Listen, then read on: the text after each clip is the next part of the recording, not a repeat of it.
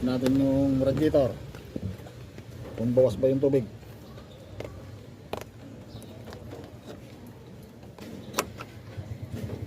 Okay, goods naman, puno pa. Biyahe tayo mga maghapon.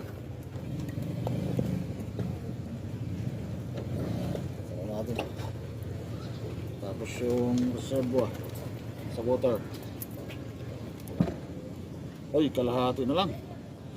Hindi tayo magdagdag dito. Dagdagan natin.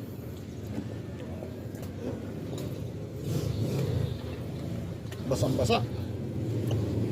Basang-basa ng ulan. Swift fluid. Meron pa. Tapos clutch fluid. Meron. Gari koste. Tapos langis. Ito yung mga i-check natin.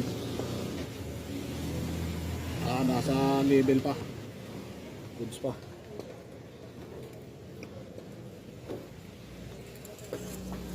Tapos yung mga gulong. Ang gulong. Parang hindi nag-stack up. Kasi minsan nag-stack up to eh.